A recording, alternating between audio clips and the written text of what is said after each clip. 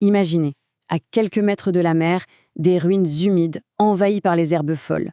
On y voit des carcasses de bateaux, des voitures abandonnées, on se croirait presque à la fin du monde. Et pourtant, à l'intérieur de ces murs, quelque chose a repris vie.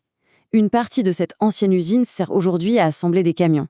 C'est ça, l'histoire d'une mémoire industrielle, celle d'un géant qui a vraiment marqué son époque. Et cette histoire, c'est celle de l'industrie sénégalaise. L'histoire d'un véritable pionnier qui, après avoir ouvert la voie en Afrique de l'Ouest, a fini par perdre son chemin.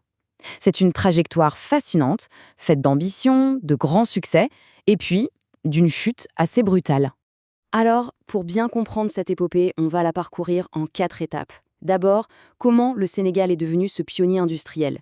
Ensuite, on ira à la rencontre des géants de son âge d'or. Puis, on analysera les raisons de cette chute. Et enfin, on se demandera quel avenir se dessine aujourd'hui. Allez, on plonge dans le vif du sujet. Tout commence en 1960, au moment de l'indépendance. Il faut savoir que le Sénégal part avec une sacrée longueur d'avance sur ses voisins. Un héritage énorme, en fait. Et cette avance, elle vient d'où? Tout simplement du statut de Dakar, qui était la capitale de toute l'AOF. Le pays hérite donc d'un appareil industriel complètement surdimensionné pour son seul marché. C'était un outil conçu pour servir 8 pays.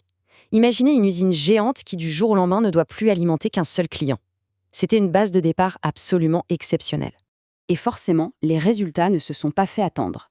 Regardez, en seulement 12 ans, la production industrielle a tout simplement doublé. Cette croissance fulgurante, elle est le fruit d'une stratégie très claire à l'époque, la substitution aux importations. L'idée était simple, on fabrique sur place ce qu'on achetait avant à l'étranger, et on protège nos entreprises de la concurrence. Et cette politique, elle donne naissance à un véritable âge d'or. Un âge d'or porté par des entreprises qui sont devenues mythiques, les vrais fleurons de l'industrie nationale. Des noms comme Icotaf dans le textile, Sotiba pour l'impression, ou encore le géant de la chaussure, Bata. Ces entreprises employaient des milliers de personnes. Et attention, ces usines, ce n'étaient pas juste des lieux de production, c'était le cœur battant de l'économie, c'était des lieux de vie, une vraie fierté nationale. Le textile en particulier, c'était vraiment le moteur de toute cette dynamique. Des boîtes comme Icotaf, fondées par des industriels alsaciens, et Sotiba, spécialistes de l'impression sur tissu, dominaient complètement le marché. Elles ont carrément formé une nouvelle classe ouvrière urbaine, créé une véritable culture industrielle. Et puis il y avait Bata, à Rufisque. Il faut s'imaginer, à son apogée, ce seul complexe employait directement plus de 1100 personnes. C'était une ville dans la ville, une véritable icône de la réussite industrielle sénégalaise. Le succès de Batat, il reposait sur un modèle social assez unique, qu'on appelle paternaliste. L'entreprise offrait bien plus qu'un salaire. Il y avait une protection sociale complète, un accès au logement et même des aides alimentaires. On distribuait des mutons pour la tabaski. C'était un véritable pacte social qui a assuré des décennies de paix et une domination totale du marché de la chaussure. Et pourtant, cet incroyable système s'est effondré. C'est vraiment le cœur de notre analyse. Mais alors, la question qu'on se pose tous, comment un système aussi puissant, un pionnier aussi admiré, a-t-il pu s'écrouler comme ça?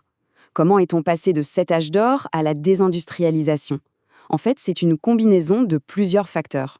Ce déclin, on peut le voir en 3 temps. D'abord, la perte du marché régional.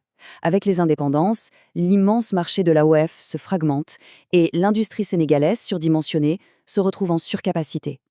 Ensuite, le problème des coûts. À force d'être protégée, elle est devenue peu compétitive. Et enfin, le coup de grâce. Dans les années 80, l'ouverture brutale à la concurrence internationale. Le fameux choc libéral qui a balayé ces géants aux pieds d'argile. Ce graphique illustre ce décrochage à la perfection. La ligne rouge, c'est le Sénégal. On voit bien le pic, l'ambition, puis la stagnation et le déclin. Pendant ce temps-là, des pays comme la Tunisie ou le Maroc s'envolent. C'est la trajectoire typique d'un pionnier qui voit ses concurrents le dépasser. C'est l'image même d'une opportunité manquée. Alors, est-ce que ça veut dire que tout est perdu pour l'industrie sénégalaise? Loin de là. Après la chute vient le temps de la reconstruction. Mais attention, sur des bases complètement nouvelles. Cette nouvelle ambition, elle est aujourd'hui incarnée par le plan Sénégal émergent. C'est une feuille de route pour transformer l'économie en profondeur. Mais l'objectif, ce n'est surtout pas de recréer le passé, c'est d'inventer un tout nouveau modèle industriel. Ce qui a radicalement changé, c'est la philosophie. On passe d'un modèle protectionniste, tourné vers l'intérieur, à une stratégie d'intégration dans l'économie mondiale. L'objectif, ce n'est plus seulement de produire localement pour les locaux, mais bien de devenir un pôle compétitif, capable d'exporter des produits à haute valeur ajoutée. Et l'histoire de Jean Bart, ce véhicule assemblé au Sénégal, est un symbole très fort de ce renouveau.